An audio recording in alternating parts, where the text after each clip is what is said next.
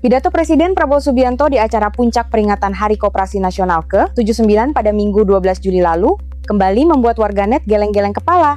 Dalam satu pidato yang sama, Presiden mengklaim telah mendapat laporan bahwa kini sudah banyak petani Indonesia yang bisa berlibur ke luar negeri sebagai bukti meningkatnya kesejahteraan.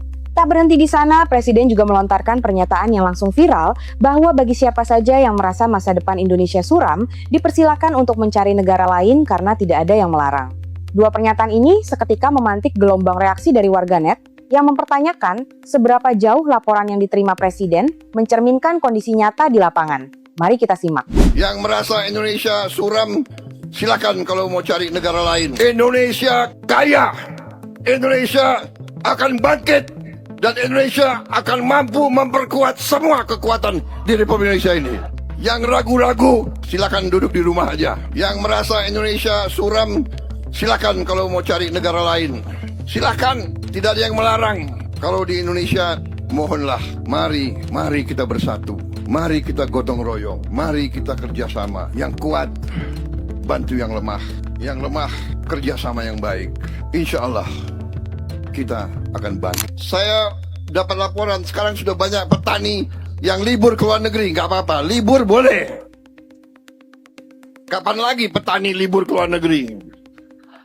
Sekarang, karena kita akan buat tani, nelayan, buruh makmur. Bagian inilah yang langsung memantik reaksi keras warganet. Mari kita simak respon mereka. Lah, gimana nih malah disuruh pergi? Anggap nih kita semua adalah sebuah perusahaan, company ya. Lu, gua, kita semua adalah karyawan, debu. Walaupun kita juga nyetor nih. Tapi di secara struktural kan ada pemimpin tertinggi yang biasa disebut CSO, CEO ya kan. Nah, terus ketika perusahaannya lagi kacau balau, gonjang-ganjing gara-gara mungkin direksinya ada yang fraud, terus kemudian ada SPV yang korup ya kan. Jadi kacau balau. Nah, kita berasa kalau company ini suram, cuma merasa nih. Lalu CEO lo bereaksi gini, ya kalau dirasa perusahaan ini suram, silakan cari perusahaan lain. Lah, malah diusir. Kita nih cuma karyawan cimit, berharap apa tahu nggak? CEO kita ngebenahin, membawa ke situasi yang lebih baik. Walaupun kita nggak milih beliau, tapi masih ada respectnya sama pemimpin. Lah, ini malah disuruh pindah ke perusahaan lain. Udah, gue capek banget mau jadi kapibara aja. Enggak, gue mau jadi Pokemon trainer. Lo mau lihat Mewtwo gue? Lawan nih. Kenapa ya pejabat kita itu suka banget mengusir rakyat yang kritis terhadap pemerintah? Kalau menurutmu Indonesia itu suram, silakan cari negara lain. Buset deh. Yang merasa Indonesia suram, silakan kalau mau cari negara lain. Ada juga pejabat lain yang bilang, kalau Indonesia memang jelek, pindah aja kau ke negara lain. Ya kita kritik bangsa kita, tapi kritik yang membangun. Jangan kritik merasa semua jelek, semua jelek. Kalau jelek, pindah aja ke Indonesia. Kalian nyadar nggak sih kalau kalimat-kalimat provokatif semacam itu yang kerap diucapkan oleh para pejabat kita ketika menghadapi kritik dari rakyat adalah strategi komunikasi politik untuk mendelegitimasi rakyat yang kritis terhadap pemerintah. Ini juga bisa dibilang merupakan pembungkaman secara tidak langsung atas perbedaan pendapat, sekaligus juga untuk menutupi kebobrokan kinerja mereka dengan mengalihkan perhatian dari evaluasi kebijakan. Dan akar masalahnya berasal dari mentalitas anti kritik. Mereka pikir negara ini milik bapak moyang mereka sehingga mereka bebas mengusir orang-orang ataupun rakyat yang kritis terhadap pemerintah. Mereka selalu menganggap kritik sebagai ancaman. Padahal kritik itu tujuannya untuk perbaikan. Dan kritik itu adalah hak konstitusional warga negara. Menariknya, pejabat-pejabat yang suka mengusir rakyat yang kritis terhadap pemerintah merupakan produk dari generasi yang sama. Harapan sederhana dari seorang kreator agar kedepannya pidato seorang presiden bisa hadir sebagai penyejuk bagi masyarakat dan menjadi teladan yang layak untuk dicontoh. Waalaikumsalam guys. Another malu-maluin statement again. Bisa nggak sih ini orang pidatonya yang benar-benar menyejukkan hati masyarakat, yang bisa memberikan contoh pada semua lapisan. Kalimat-kalimatnya itu ketika anak di-review sama anak sekolah loh, banyak loh, dan apa ya, mereka anak kecil aja tahu gitu yang SD bagaimana tidak bisa memberikan contohnya orang ini. Langkah konkret memperbaiki ekonomi tidak terlihat. Yang ada setiap naik podium memberikan statement-statement yang meresahkan, malu-maluin, tidak menjadi penenang. Sedih ya guys.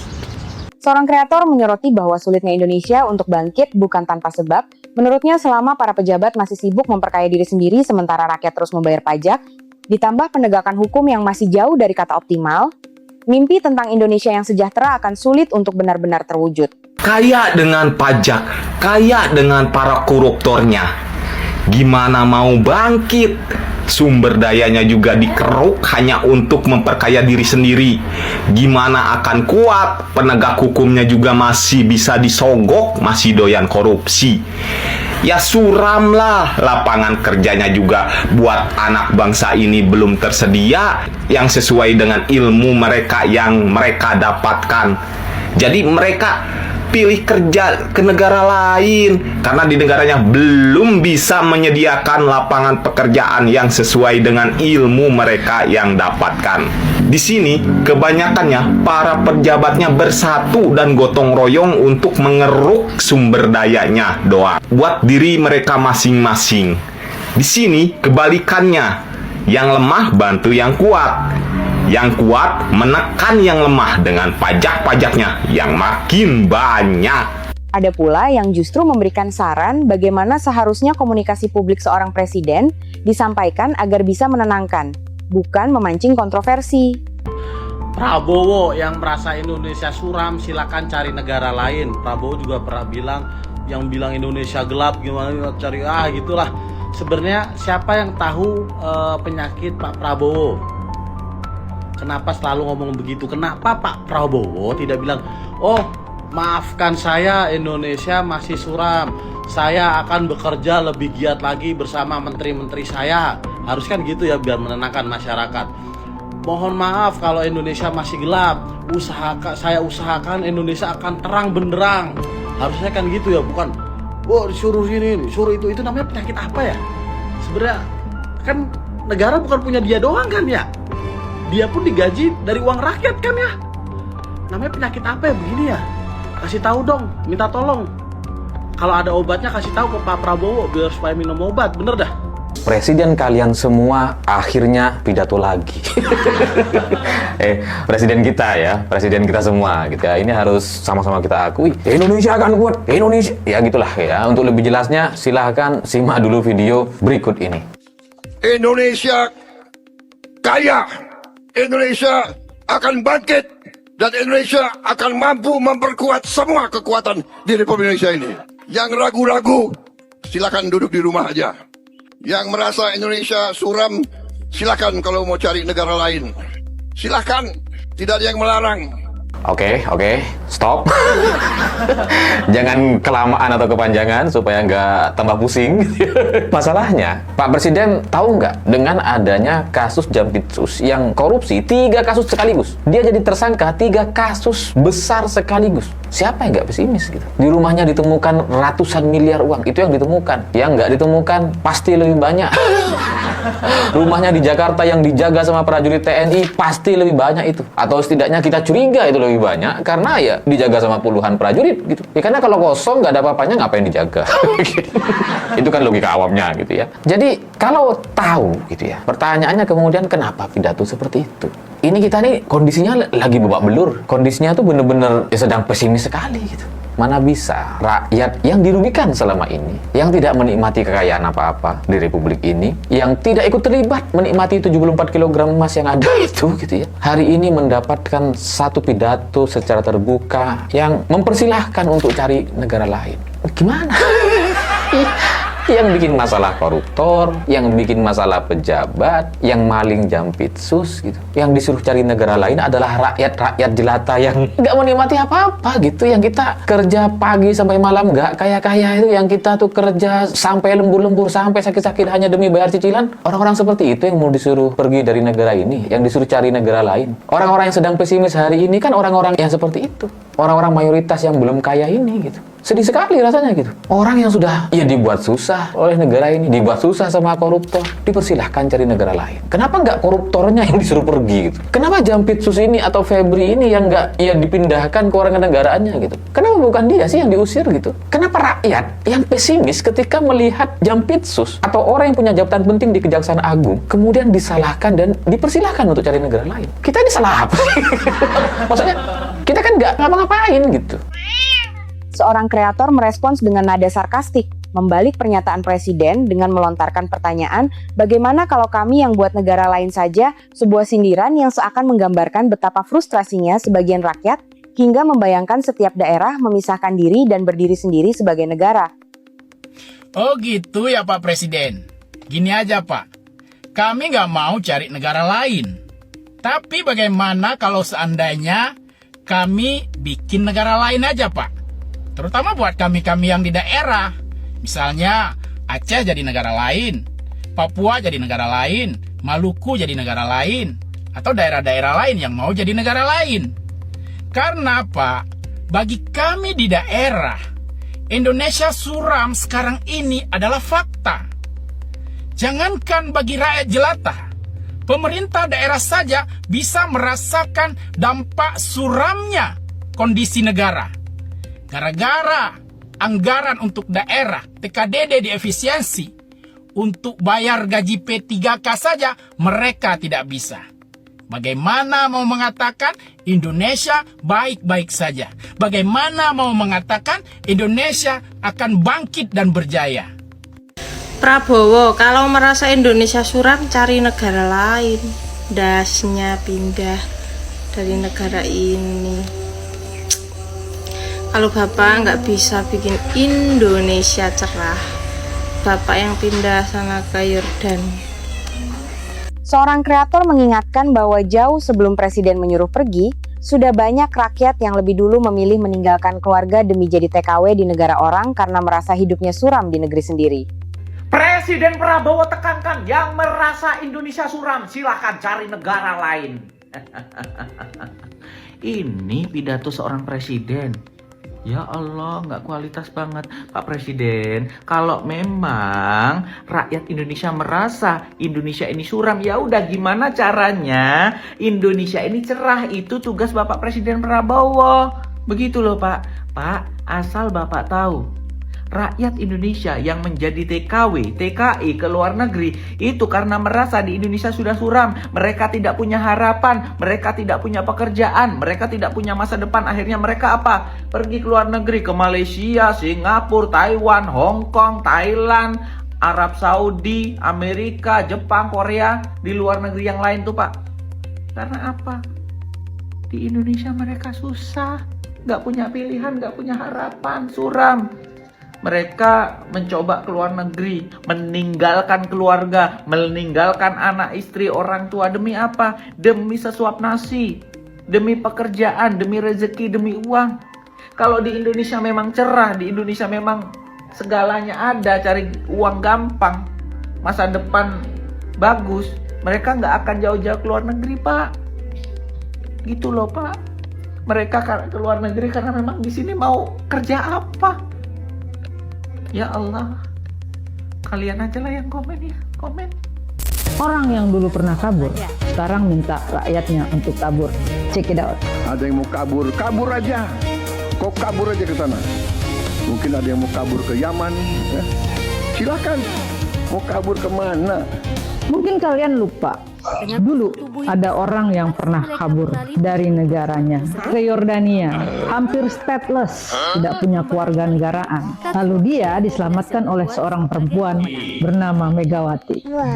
Tanpa Megawati, mungkin tidak ada negara yang bisa dipimpinnya hari ini. Nah, orang itu sekarang menjadi presiden, dan kemarin beliau berpidato dengan gagah. Mungkin ada yang kabur ke Yaman. Udah jadi presiden, gagah banget. Dulu ngapain kabur? Ada yang mau kabur? Kabur aja. Mungkin ke Yaman? Silahkan. Bahasanya mirip banget buzzer yang anti anak abah.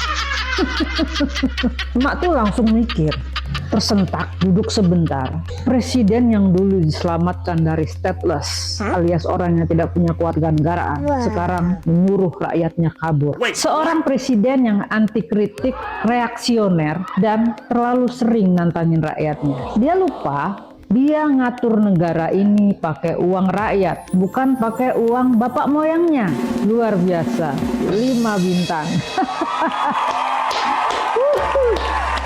Kalian harus paham, yang mau kabur ini bukan rakyat yang hidupnya enak, tapi anak muda cerdas yang sudah berusaha keras dan negara tidak memberi ruang. Beda dengan anak presiden yang dicariin kerjaan sama bapaknya. Sementara presidennya ngomong, kabur aja loh ke Yaman. Seperti kakek tantrum, ditegur cucu, lalu ngambek. Nah, itulah seharusnya kalau dia bijak, dia akan memeluk dan berkata kepada anak-anaknya, hei anak-anakku, jangan kabur, ayah di sini. Mari kita bangun negara ini bersama-sama. Pemimpin yang anti kritik adalah pemimpin yang takut. Takut rakyatnya terlalu pintar untuk dibohongi. Dan seperti yang Ray Rangkuti bilang, ketika yang kabur ke Jordania bisa menjadi seorang presiden. Jadi kira-kira kalau rakyat kabur ke Yaman, kira-kira pulangnya jadi apa?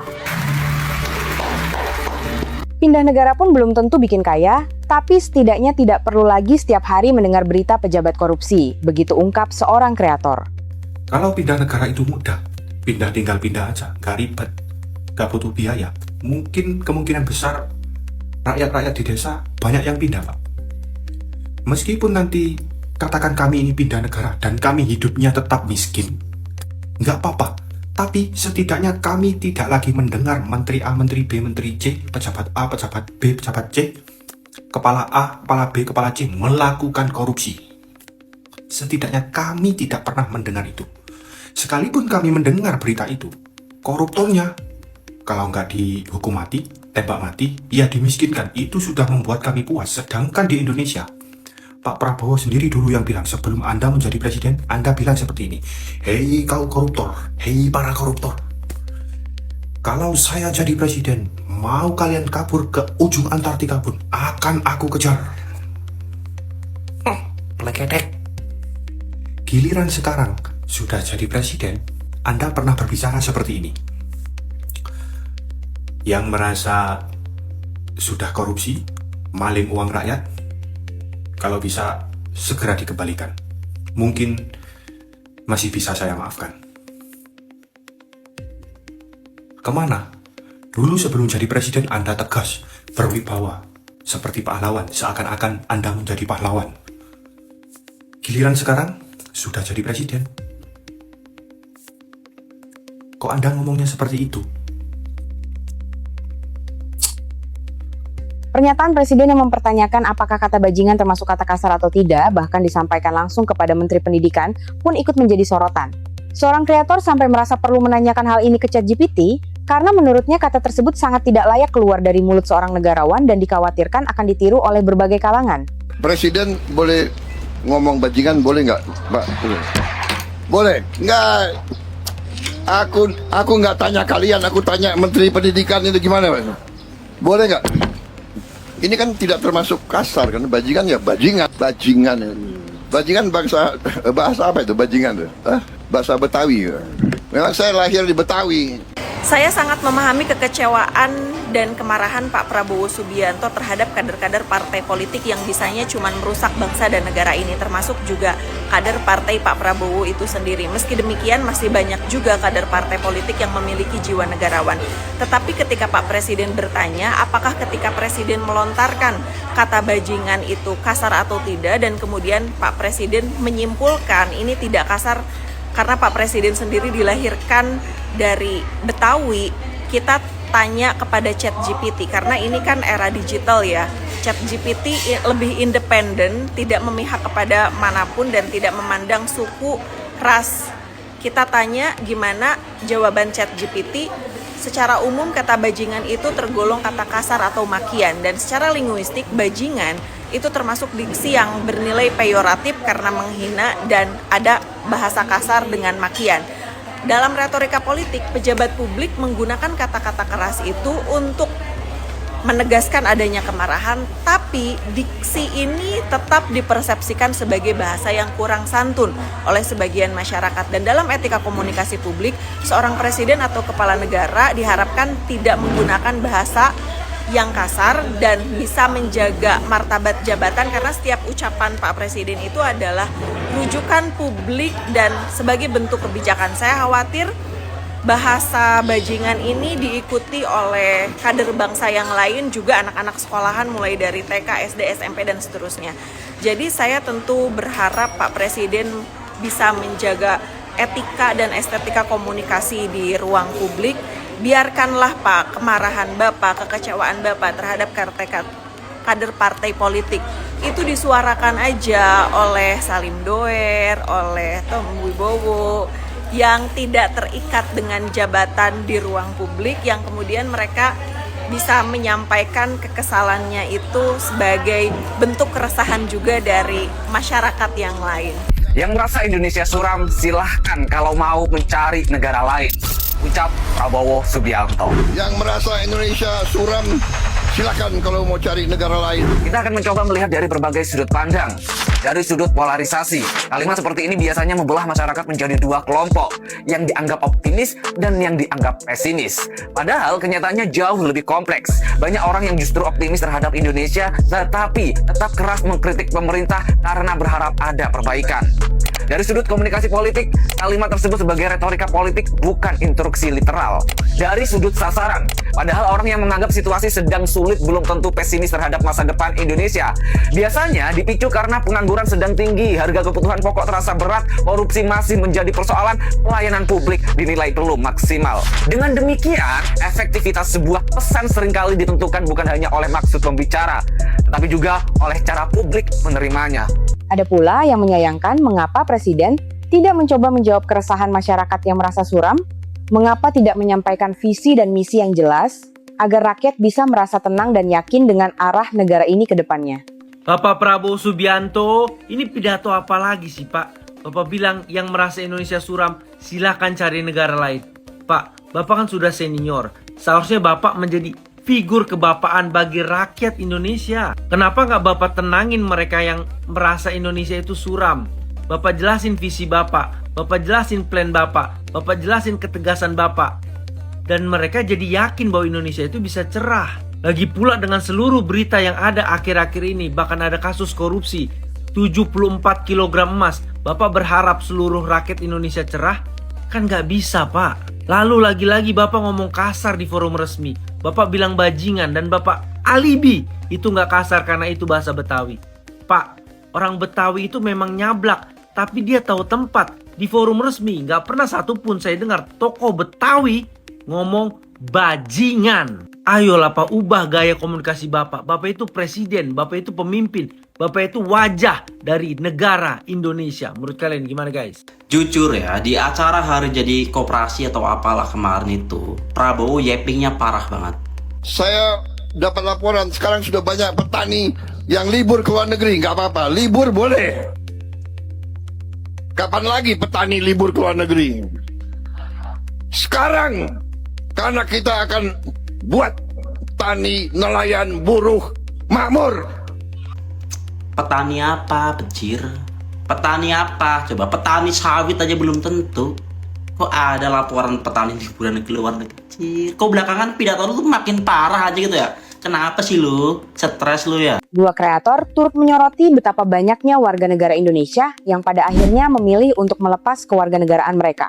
Sekitar 8.000 WNI ajukan permohonan untuk melepas status kewarganegaraan Indonesia. Ini menarik nih. Kok banyak banget orang nggak mau jadi WNI lagi? Masa iya jadi WNI nggak enak? Nggak mungkin lah. Nggak mungkin. Tapi faktanya memang selama 5 tahun terakhir ada sekitar 8.000 orang yang request buat copot status WNI-nya. Ada yang lakuin ini karena pekerjaan, pendidikan, dan juga ningkatin kualitas hidup. Pada pindah ke negara kayak Singapura, Australia, Jepang, dan sebagainya. Semua bisa kamu baca di artikel Tempo yang ini. Selain itu juga ada berita ini nih. Ramai WNI pindah ke Jepang jadi supir bus dengan gaji 50 juta per bulan. Tadinya saya pikir hoax nggak sih ini? Ternyata ini beneran. Bisa kamu cek di video Kompas yang ini. Intinya di Jepang itu lagi butuh tenaga kerja. Kekurangan supir mereka. Karena banyak supir di sana yang udah pada tua. Makanya ada beberapa WNI yang jadi supir-supir di sana dengan gaji sekitar 50 juta. Saya lihat berita-berita kayak gini tuh happy. Karena ada saudara kita yang hidupnya alhamdulillah di sana. Tapi jujur Li, di dalam hati ada suara. Bentar, WNI ya? Nah, bukan cuma Jepang, soalnya ada juga berita ini. Kaget, gaji supir bis di Singapura tembus 60 juta. Nih gaji supir bus aja segitu, apalagi gaji pekerjaan lain. Nih lumayan jauh kalau dibanding sama UMR kita yang sekarang. Tapi kita nggak perlu ngiri, karena rezeki masing-masing udah diatur. WNI juga pasti banyak lah kelebihannya, jadi kita harus bersyukur. Karena masa iya jadi WNI nggak ada kelebihannya? Nggak mungkin lah. Nggak mungkin. Lihat komen. Hidup cuma sekali malah jadi WNI. 8.000 WNI akan bahagia. 19 juta WNI bertanya bagaimana caranya. Selamat untuk 8.000 orang beruntung itu. Kalau menurut kamu gimana? Saya mau dengar pendapat kamu.